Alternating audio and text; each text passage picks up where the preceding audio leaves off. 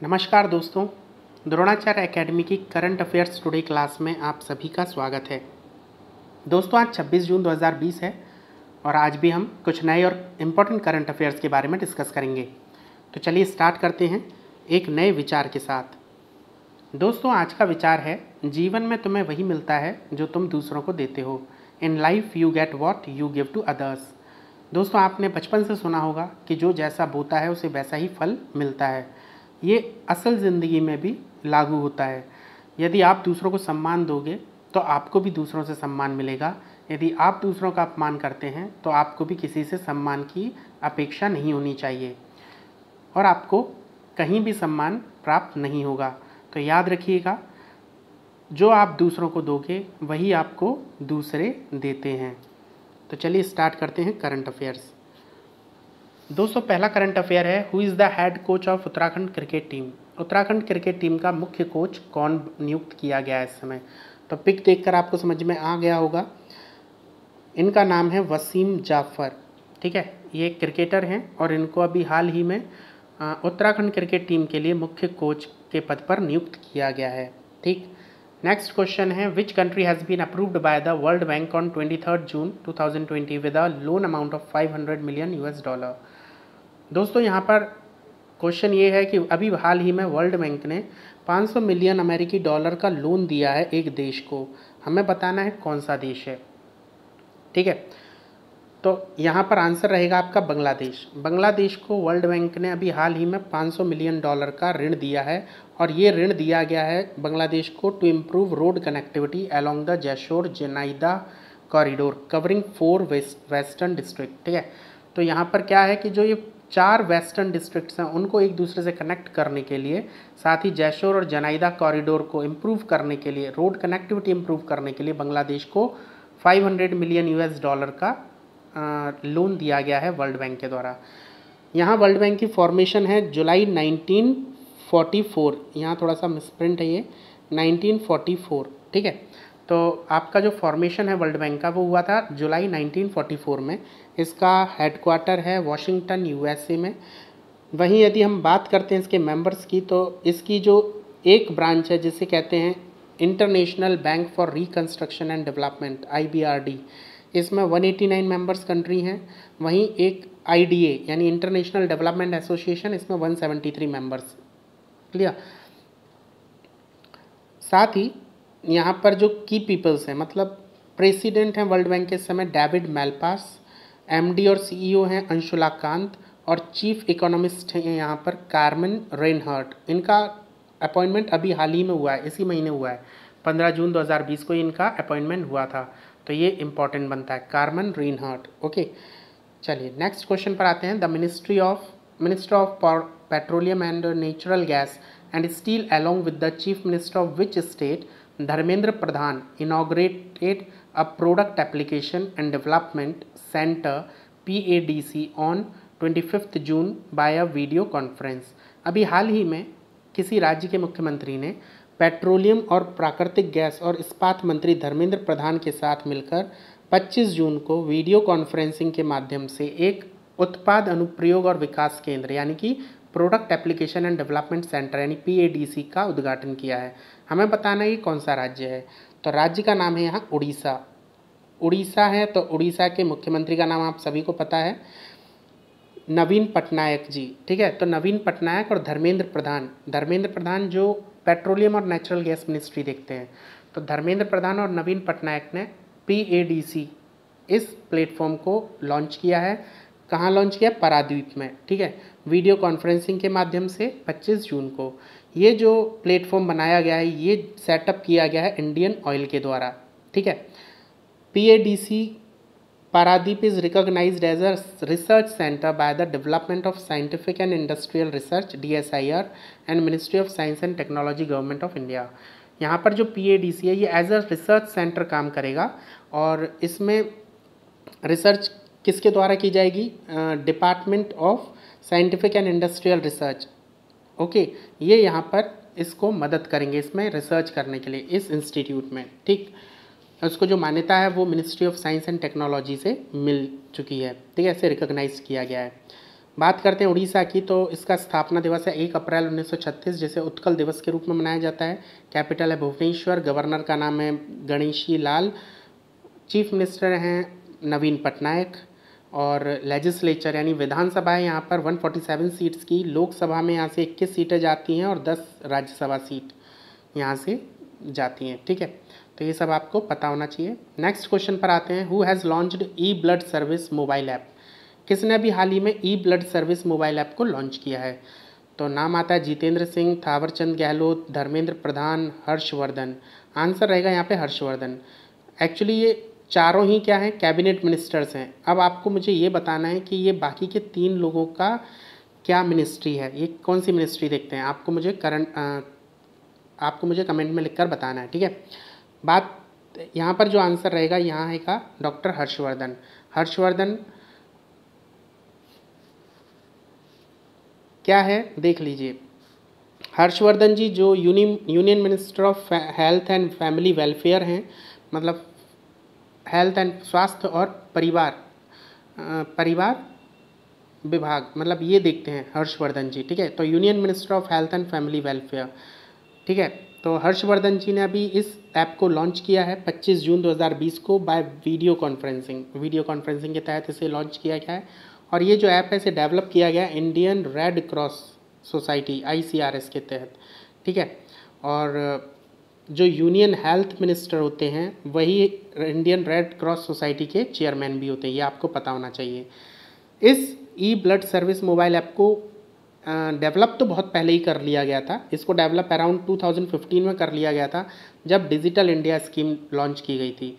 तो CDAC जो पुणे में CDAC है, centre for development of advanced computing, ये जो इंस्टीट्यूट है इसने इसे लॉन्च किया था 2015 में। ठीक है, ई रक्त कोष टीम के द्वारा इसे लॉन्च किया गया था।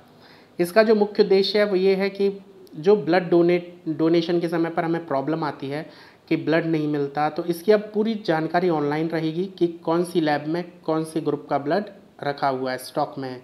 तो अब हर किसी को ज़्यादा परेशानी नहीं आएगी जब भी ब्लड की ज़रूरत होती है। ठीक है, नेक्स्ट क्वेश्चन है which airport was approved by the cabinet to be declared as international airport? Cabinet ने किस हवाई अड्डे को अभी हाल ही में अंतर्राष्ट्रीय हवाई अड्डे के रूप में घोषित करने की मंजूरी दे दी है? तो आंसर रहेगा यहाँ पर कुशीनगर एयरपोर्ट, कुशीनगर में। ये सभी एयरपोर्ट कहाँ हैं? यूपी में है। ठीक है, यूपी में अभी तक केवल 2 ही इंटरनेशनल एयरपोर्ट थे। पहला था वाराणसी का लाल बहादुर शास्त्री एयरपोर्ट और दूसरा लखनऊ का चौधरी चरण सिंह एयरपोर्ट। लेकिन अब तीसरा एयरपोर्ट भी बनाया जाएगा जो है कुशीनगर एयरपोर्ट, इसे भी इंटरनेशनल एयरपोर्ट बनाया जाएगा। साथ ही आगरा एयरपोर्ट एक डोमेस्टिक एयरपोर्ट है। ठीक है, तो यहाँ पे थोड़ी सी और इन्फॉर्मेशन हम देख लेते हैं। तो कुशीनगर जो हवाई अड्डा है ये श्रावस्ती, कपिलवस्तु, लुम्बिनी जैसे कई बौद्ध धार्मिक स्थलों के आसपास के क्षेत्रों में स्थित है। ठीक है, तो यहाँ से क्या होगा कि यदि इंटरनेशनल फ़्लाइट्स यहाँ पर आएंगी तो यहाँ पर टूरिज़्म बहुत बढ़ेगा, क्योंकि बुद्धिस्ट कल्चरल साइट्स को देखने के लिए बहुत सारे टूरिस्ट आते हैं। ठीक है, तो अभी तक वो क्या होता है कि वो दिल्ली तक आते हैं, लेकिन फिर उनको ट्रेन पकड़कर इन सभी जगहों पर जाना पड़ता है, लेकिन अब वो क्या है सीधे कुशीनगर पहुँच सकते हैं। ठीक है, तो एक बहुत इम्पॉर्टेंट स्टेप है यहाँ पर टूरिज़्म को बढ़ाने के लिए। फिर साथ ही यहाँ पर कुछ और बातें भी हैं, जैसे है यहाँ का ये जो डिसीज़न है यहाँ पर डोमेस्टिक और इंटरनेशनल टूरिज़्म को बढ़ाएगा, साथ ही इकोनॉमिक डेवलपमेंट इस रीजन का करेगा। ठीक, और इसी के साथ यहाँ पे इम्पॉर्टेंट स्ट्रेटजिक लोकेशन है, मतलब यहाँ पे इंटरनेशनल बॉर्डर लगती है नेपाल की। ठीक है, तो एक तरीके से क्या है, एक इम्पॉर्टेंट स्ट्रेटजिक लोकेशन भी है। ठीक, Kushinagar is located in the north eastern part of Uttar Pradesh about 50 kilometre east of Gorakhpur. Gorakhpur से पूर्व में 50 किलोमीटर दूर ये कुशीनगर लोकेटेड है। ठीक है, और ये one of the most important Buddhist pilgrimage site भी है। ठीक है, तो यहाँ तक आपको ये पता होना चाहिए। नेक्स्ट क्वेश्चन पर आते हैं। In which union territory doctor Jitendra Singh inaugurated 2 important bridges? अभी हाल ही में डॉक्टर जितेंद्र सिंह जो कैबिनेट मिनिस्टर हैं, इन्होंने एक केंद्र शासित प्रदेश में 2 पुलों का उद्घाटन किया है। हमें बताना है कौन से केंद्र शासित प्रदेश में। आंसर रहेगा यहाँ पर जम्मू और कश्मीर में। ठीक है, जम्मू कश्मीर में उन्होंने हाल ही में अभी 2 ब्रिज का इनाग्रेशन किया है। तो ब्रिज का नाम है देविका ब्रिज और पुनेजा ब्रिज। ठीक है, देविका ब्रिज है आपका उधमपुर डिस्ट्रिक्ट में, ये 10 मीटर लंबा है, साथ ही इस पर 75 लाख रुपीस खर्च हो चुके हैं। इसका मुख्य उद्देश्य है जो ट्रैफिक इशू है इस रीजन में उसको सॉल्व करना।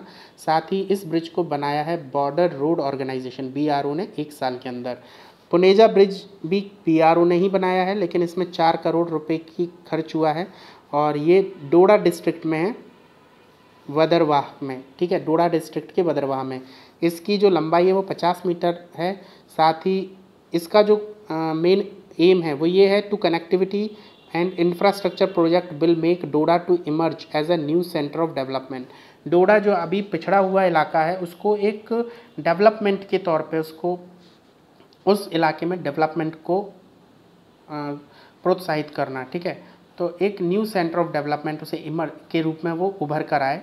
इसके लिए यहाँ पर हमने क्या किया है, इस ब्रिज को बनाया है ताकि उसकी और दूसरे स्टेट से कनेक्टिविटी बन जाए। ठीक है, मेन सिटी से उसकी कनेक्टिविटी हो जाए। ठीक है, तो यहाँ पर ये दोनों ब्रिजेज़ हैं। आपको पता है जितेंद्र सिंह के पास बहुत 3 या 4 मिनिस्ट्रीज़ हैं, उसमें से एक मिनिस्ट्री इनके पास है union minister of state development of north eastern region, जिसे डोनर भी कहा जाता है। ठीक है, तो यहाँ तक आपको ये नॉलेज होगा। बात करते हैं नेक्स्ट क्वेश्चन की। So it in which state the compressed biogas plant was inaugurated. किस राज्य में कंप्रेस्ड बायोगैस प्लांट का उद्घाटन किया गया है? तो आंसर रहेगा यहाँ पर तमिलनाडु। तमिलनाडु में भी हाल ही में एक कंप्रेस्ड बायोगैस प्लांट का उद्घाटन किया गया है। ठीक है, तो उद्घाटन करने वाले हैं यहाँ के मुख्यमंत्री, नाम है पलानी स्वामी। ठीक है, इन्होंने नमक्कल में कंप्रेस्ड बायोगैस प्लांट का उद्घाटन किया है और ये जो उद्घाटन हुआ था ये वीडियो कॉन्फ्रेंसिंग के माध्यम से ही हुआ है और इस समय जो केंद्रीय मंत्री हैं पेट्रोलियम और प्राकृतिक गैस के धर्मेंद्र प्रधान जी, वो भी इस समय उपस्थित थे। और जो ये कंप्रेस्ड बायोगैस प्लांट है इसको बनाने में 25 करोड़ रुपए की लागत आई है। साथ ही यहाँ पर जो नया संयंत्र है वो प्रतिदिन 15 टन CBG और प्रतिदिन 20 टन जैविक खाद बनाने में सक्षम होगा। ठीक है, बात करते हैं तमिलनाडु की। तो इसकी स्थापना मतलब इसे राज्य की मान्यता दी गई थी 26 जनवरी 1950 में। चेन्नई इसकी कैपिटल है। 38 यहाँ डिस्ट्रिक्ट्स हैं। गवर्नर का नाम है बनवारी लाल पुरोहित। चीफ मिनिस्टर हैं यहाँ E.K. पलानी स्वामी और डिप्यूटी चीफ मिनिस्टर हैं O. पनीरसेल्वम सॉरी। ठीक है, साथ ही यहाँ विधानसभा है 234 की सीट्स की और लोकसभा में यहाँ है 39 सीट्स और राज्यसभा में 18 सीट्स। ठीक है, तो ये सब कुछ एक बेसिक इन्फॉर्मेशन है तमिलनाडु के बारे में जो आपको पता होना चाहिए।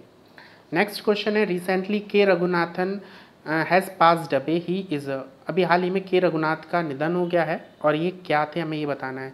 आंसर रहेगा यहाँ पर ये स्पोर्ट्स पर्सन थे एक्चुअली। ठीक है, स्पोर्ट्स पर्सन में भी ये कौन थे? Basketball player. ठीक, बास्केटबॉल प्लेयर थे और साथ ही बीगल्स बास्केटबॉल क्लब के जो फाउंडर मेंबर थे उनमें से एक थे। ठीक है, और ये 1958 में बास्केटबॉल से जुड़े थे। ठीक है, तो एक बास्केटबॉल स्टार खिलाड़ी रहे थे के रघुनाथन जो कर्नाटक से हैं। ठीक है, तो ये आपको पता होना चाहिए। नेक्स्ट क्वेश्चन पर आते हैं। Which is the first country in the world to use a drone mounted ULV sprayer for grasshopper control. अभी हाल ही में जो लोकस्ट का आक्रमण हुआ है ना, हमारे कई राज्यों में लोकस्ट यानी टिड्डे दल ने बहुत ज़्यादा नुकसान किया। तो अभी हमें ये बताना है कि ऐसा कौन सा देश है जो पहली बार मतलब जो पहला देश बना है ड्रोन माउंटेड ULV स्प्रेयर का यूज़ करने वाला टिड्डों को नियंत्रण में करने के लिए। तो आंसर रहेगा यहाँ पर इंडिया। ठीक है, इंडिया पहला देश है जिसने ड्रोन माउंटेड ULV स्प्रेयर का यूज़ किया है टिड्डे दल को नियंत्रण में लाने के लिए। साथ ही इसमें ये 3 जो अलग देश हैं ये भी टिड्डी दल से परेशान हैं। ठीक है, क्योंकि ये सभी क्या है इसके एरिया में आते हैं, क्योंकि ये सभी जगह पे क्या डेजर्ट ही एरिया है और डेजर्ट में ये टिड्डे दल क्या है बहुत जल्दी विकसित होता है। ठीक है, तो यहाँ पे ये सब कुछ आपको बता ही दिया है। और बात कर लेते हैं यहाँ पे एग्रीकल्चर एंड फार्मर वेलफेयर की। सो यहाँ पे यूनियन मिनिस्टर हैं Narendra Singh Tomar, minister of state हैं पुरुषोत्तम रुपाला एंड कैलाश चौधरी और यहाँ मिनिस्टर ऑफ सिविल एविएशन जो हरदीप सिंह पुरी हैं, क्योंकि यहाँ पर क्या हुआ है कि इन दोनों मिनिस्ट्री ने मिलकर काम किया है, ठीक है। क्योंकि यहाँ जो ड्रोन का यूज़ किया गया है वो सिविल एविएशन मिनिस्ट्री के द्वारा, और यहाँ जो फसलों पर जो कीटनाशक या जिसका भी छिड़काव हुआ है वो एग्रीकल्चर एंड फार्मर वेलफेयर के अंतर्गत करवाया गया है, ठीक है। तो ये दोनों मिनिस्ट्रीज़ में इन दोनों मिनिस्ट्रीज़ का यहाँ पर क्या आता है, कोलैबोरेशन आता है, ठीक है। नेक्स्ट क्वेश्चन पर आते हैं। Actually this is a news. Researcher find new biomolecule to fight drug resistance in kala-azar. Kala-azar आप सभी ने सुना होगा। कालाजार एक बीमारी है जो भारत में कालाजार के नाम से जानी जाती है, लेकिन दूसरे देशों में ये लिस्मेनिया नाम से जानी जाती है, ठीक है, लिस्मेनिया। और ये जो लिस्मेनिया नाम का एक परजीवी के कारण होता है, ठीक है, और इस बीमारी को भी लिस्मेनियासिस कहा जाता है, ठीक है, लिस्मेनियासिस। ये उष्ण कटिबंधीय बीमारी है जो उष्ण कटिबंधीय क्षेत्रों में होती है, और ये लिस्मेनिया नाम के एक परजीवी पैरासाइट के कारण होता है, और ये पैरासाइट रेत मक्खी यानी सैंड फ्लाइज के काटने से फैलता है, ठीक है। मानव शरीर में आंतों की लिस्मेनियासिस को आमतौर पर भारत में कालाजार कहा जाता है, ठीक। जब बात मानव शरीर में आंतों की आती है, आंतों में जब ये बीमारी फैलती है तो वहाँ पर हम इसे कालाजार बोलने लगते हैं भारत के अंदर, ठीक है। तो इस चीज़ के लिए अभी क्या है, एक नए बायोमोलिक्यूल की खोज, मतलब उसको इन्वेंट कर लिया गया है जो कालाजार से लड़ने में हमारी मदद करेगा, ठीक। नेक्स्ट क्वेश्चन पर आते हैं। Pakistan gets another extension in FATF grey list despite failure to take action against terrorist groups. अभी हाल ही में आतंकवादी समूहों के खिलाफ कार्रवाई करने में विफलता के बावजूद पाकिस्तान को FATF ग्रे सूची में एक और विस्तार मिल चुका है। ये खैर होना ही था, क्योंकि FATF का इस समय जो चेयरमैनशिप है वो एक चाइनीज़ के हाथों में, मतलब चाइना के पास है इस समय चेयरमैनशिप, और चाइना कभी नहीं चाहेगा कि पाकिस्तान को ब्लैकलिस्ट कर दिया जाए। तो यहाँ पर क्या है कि इसको एक और साल का विस्तार मिल गया है। अब हम बात कर लेते हैं ये है क्या। तो FATF क्या है पहले हमें ये पता होना चाहिए, ठीक है। तो FATF के बारे में हम बात करते हैं तो FATF का फुल फॉर्म है फाइनेंशियल एक्शन टास्क फोर्स, ठीक है। ये क्या है, ये एक धन शोधन पर एक अंतर सरकारी संगठन है, मतलब जो मनी को मॉनिटर करती है। पूरे देश में जो मनी लॉन्ड्रिंग हो रही है, मनी के ऊपर मॉनिटरिंग करना कि कहीं मनी लॉन्ड्रिंग तो नहीं हो रही, कहीं ऐसे देशों को पैसा तो नहीं जा रहा जहां आतंकवादी उस पैसे का इस्तेमाल कर रहे हैं। तो इस तरह की घटनाओं के लिए, इस तरह की मॉनिटरिंग के लिए इस टास्क फोर्स का एस्टेब्लिशमेंट किया गया था, और इसकी जो स्थापना है, फॉर्मेशन है, वो 1989 में की गई थी। इसका मुख्यालय फ्रांस की राजधानी पेरिस में है, और इसके अभी वर्तमान अध्यक्ष हैं शियांग मिन लियू, ठीक है, चाइना से। वहीं इसकी जो उद्देश्य है, तो पहले तो इसका उद्देश्य केवल धन शोधन का सामना करने के लिए नीति निर्माण करना था, केवल मॉनिटरिंग करना, लेकिन अभी हाल ही में 2001 से इसके कार्य क्षेत्र में वृद्धि की गई, और अब इसके कार्य क्षेत्र में आतंकवादियों को फंडिंग भी शामिल कर दी गई है। जो देश इसमें शामिल होते हैं, जो आतंकवादियों को फंडिंग करते हैं, उनको रोक नहीं पाते हैं, उन देशों को यहाँ ये FATF ब्लैकलिस्ट कर देती है, जिसका उस देश पर बहुत ही बुरा असर होता है। वर्तमान में इसमें 38 सदस्य देश हैं, ठीक है। तो बात कर लेते हैं अब इस FATF की। तो यहाँ पर क्या था, FATF के शोधन के कार्य समूह की बैठक में पाकिस्तान फिर से ब्लैकलिस्ट में प्रवेश करने से बच गया, जबकि पाकिस्तान लगातार आतंकवादी संगठनों के खिलाफ कार्रवाई करने में असफल रहा है, ठीक है। ये हम सब जानते हैं कि पाकिस्तान ने कभी भी किसी आतंकवादी संगठन के खिलाफ कोई भी कार्रवाई नहीं की है। FATF plenary and working group की बैठक में मूल रूप से बीजिंग चीन में आयोजित होने वाली थी, लेकिन कोविड-19 महामारी के कारण इसे वर्चुअल वीडियो कॉन्फ्रेंसिंग के माध्यम से आयोजित किया गया था, ठीक है। चीन के पास FATF की चेयरमैनशिप इस समय है, इस साल। तो सिंपल सी बात है, ये तो निश्चित ही था कि FATF प्लानरी और वर्किंग ग्रुप की अगली बैठक तक पाकिस्तान को एक और साल का विस्तार मिल जाएगा, ठीक है। वो ब्लैक लिस्ट में नहीं जाएगा, उसे ग्रे लिस्ट में ही रखा जाएगा। और वही हुआ। जून 2018 में अपनी प्लानरी मीटिंग के दौरान FATF द्वारा दी गई 27 सूत्रीय कार्रवाई को लागू करने में पाकिस्तान के प्रदर्शन की समीक्षा जून 2020 प्लानिटरी मीट के दौरान की गई थी। मतलब जून 2018 में पाकिस्तान को 27 एक्टिविटीज़ करनी थी, ठीक है, 27 सूत्रीय कार्रवाई करनी थी, लेकिन वो उसमें विफल रहा, जिसकी जून 2020 में क्या थी, समीक्षा होनी थी, ठीक है, मॉनिटरिंग होनी थी। तो पाकिस्तान को 27 पॉइंट्स एक्शन प्लान को लागू करने के लिए 1 वर्ष से अधिक समय दिया गया था, लेकिन पाकिस्तान 27 एक्शन पॉइंट में से केवल 22 को ही लागू करने में विफल रहा।